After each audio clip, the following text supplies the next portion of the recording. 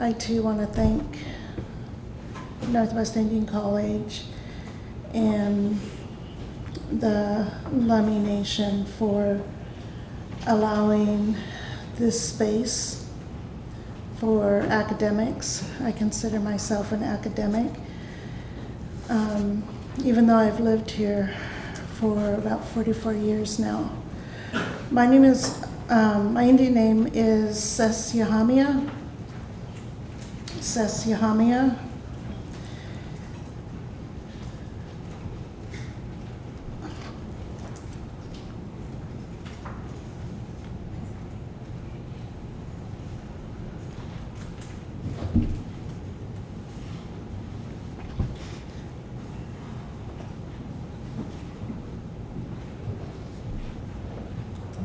I also carry my father's name. Sikatbatsu.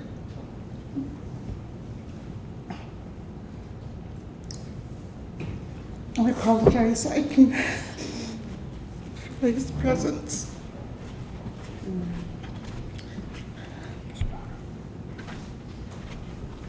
I'm a Swinomish tribal member, and I consider myself multicultural. I carry a Lummi name for my husband's family, and they're of the Swan and Eagle clan. And my father's name comes from Suquamish. His great-grandmother came by canoe to the Swinomish Reservation. Thank you. And what I carry with me today is, I'm sorry, what's standing in what I'm seeing is purpose. Because from a very young age, my grandmothers prepared me for where I am today. So a little bit of my background. I'm married to Timothy Ballew. We have 2 sons and 2 grandsons.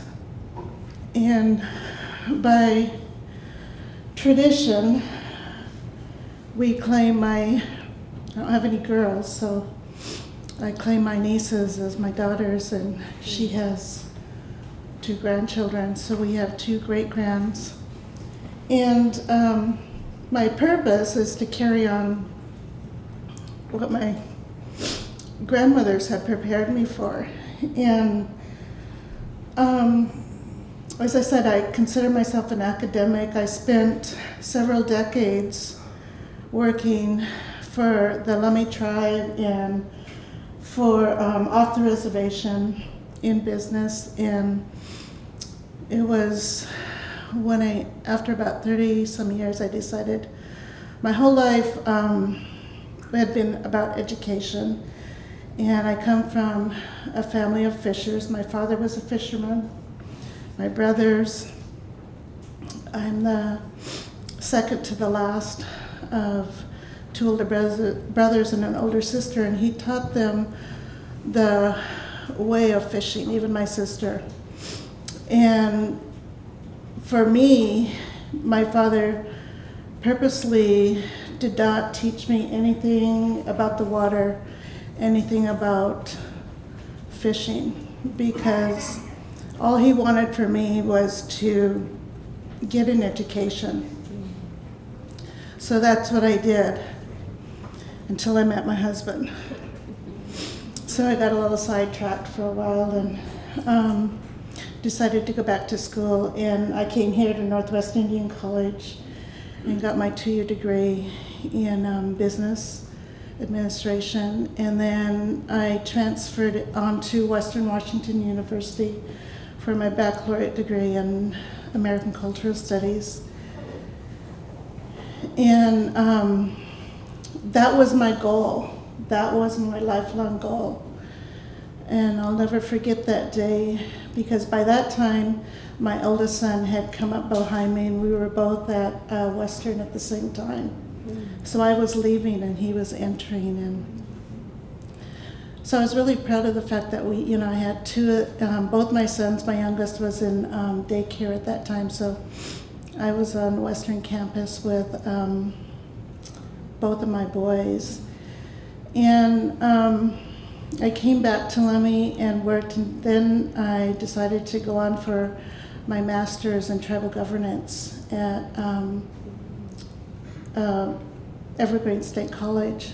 And with that degree, I came back, and the president of Northwestern Union College at that time was Cheryl Crazy Bull, and she wanted to establish a baccalaureate degree in tribal governance.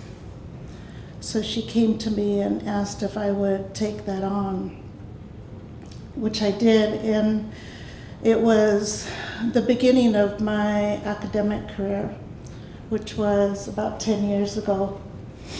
And so I worked with Northwestern Union College, and we established the baccalaureate degree in tribal governance and business management, which is, we acronym it TGBM, is the short name. And I'm very proud of that, and I spent 2 years in researching for that program. And I think Mr. Wilkins, I actually even talked to him because I was researching all of the academics I could find and looking for other programs like this, and I could not find any curriculum or any other program like this in the US. And so this is, I decided to make this my dissertation. Since that time, I enrolled into Te Whare Wangana Awunu Rangani, which is Maori University in New Zealand, and titled my thesis, A Pathway for Tribal Governance, a Model for Preparing Indigenous Leaders, which I think, as I look at purpose and the reason for relationships and relationality, I think I understand now why they teamed me up with these two scholars in trying to find a place, because I've always felt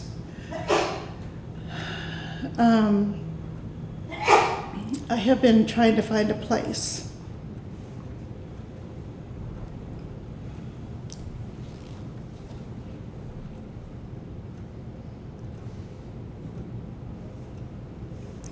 So this program resonated with me personally, and I had decided to write my dissertation in my own story and dedicate it to my dad.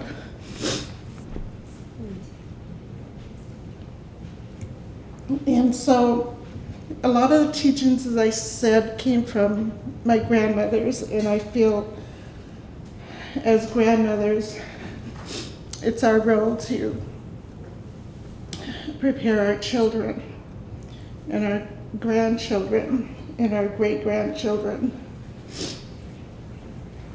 to carry on the teachings that we were,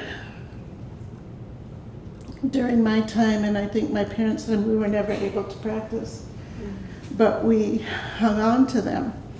And so I feel that as I was developing this program, I felt a real strong sense of students wanting to belong. It was a new generation, and I still see it even now in my children and my grandchildren's generation. I think, this is me personally, I think a lot of our children some of them are lost, and they're trying to find their place, which is, I think, another importance for tribal colleges, because it gives them this sense of place and this sense of knowledge where they're safe and they can share those stories that they have and what they've heard from their parents and their grandparents, and it's acknowledged and it's important and it means something. Why we're related to the animals, why we're related to this land, even though we may not be from here. And so I've spent the last several years developing this program, and which is what I was going to talk about. I'm sorry, I kind of got off track. But I want to state that there is, I believe, a resurgence. Like I said, there was no other program like this in the U.S. that I knew of when I was researching it 5-6 years ago. I believe there may be another program like it at, I think it's Salish Kootenai. There's another tribal college in Montana. And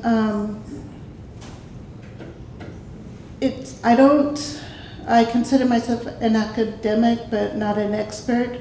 What I'm doing, my purpose is for Northwest Indian College was to, I forget its past tense because I'm not there anymore, but to leave a legacy for my children, for my students, because I still consider a lot of these students my students. I've started with them, and a few of them have graduated, and it's a model that I hope that Northwest Indian College can establish as a way of preparing our students to become those leaders, to lead their tribal governments, whether it's with their tribe, with the states, with the federal government, but they can take that knowledge and be able to work with the tribes and then work with all of the outside agencies to bring a voice to the table for our tribal government, for the issues and the initiatives that we're fighting for and that we'll continue to fight for, because growing up, I watched my grandparents working in tribal government to establish the Swinomish tribe to what it is today. And so they were my role models who I look up to and turn to and use as a way to try and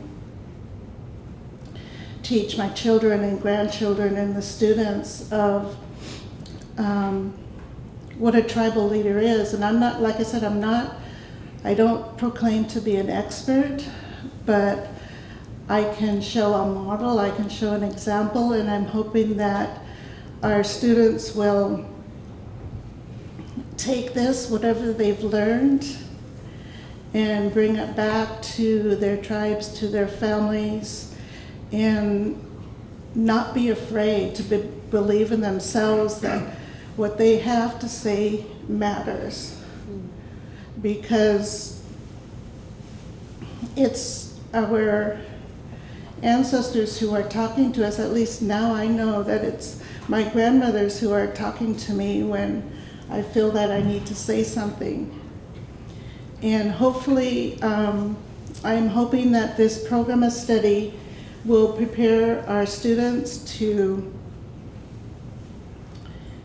find their voices and find the strength to bring those voices to the table and carry on the work that, I know it's taken us, 100 and 200 years to get to where we are now. It's gonna be, I figure it's gonna be 2-3 lifetimes. And there's always gonna be work to be done. So to give you a little bit of background, I want to go back to the tribal governance program that we established here for Northwest Indian College. It's a four-year degree baccalaureate program. There are 2 foundational 2-year degrees. A student can start in for a 2-year degree in business and entrepreneurship or a 2-year degree in public and tribal administration. And then they can move into the tribal governance for the 3rd and 4th level. It's based on, it's tribally based, so we recognize that students aren't just from Lummi. We have main campuses at Swinomish, Tulalip, Port Gamble, Nisqually, Muckleshoot, and Nez Perce. And so it's place-based, so students, we give them the fundamental knowledge that they're able to bring in whatever relates to their tribe. And what we weave into the curriculum is the traditional knowledge that covers leadership, sovereignty, economic development, entrepreneurship, and management. The program, the purpose for me was to, as far as, I kind of talk both because I'm talking the program, but it's also my current dissertation. And for me, the dissertation, the study is to investigate and document how Northwest Indian College is a model for preparing our Indigenous leaders. And it's to study the elements of tribal governance and what constitutes leadership. Along with that, I'm hoping that it will evaluate the effectiveness of Northwest Indian College as a case study for a pathway for preparing tribal governance. So just a little statistics, I'll end with that. We started the program in 2013-14.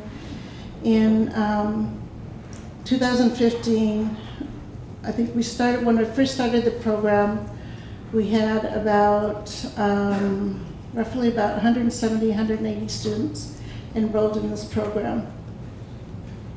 In 2015, we had our first graduates. We had a total head count of 167 students, and 14 of those graduated that first year.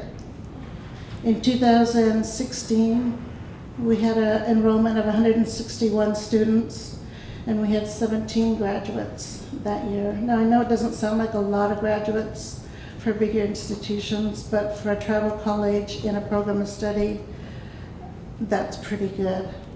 Mm-hmm. 2017, we had 158 students enrolled and 18 graduates. Last year, 2018, was our largest graduating class of 24 students. And we had 158 total students.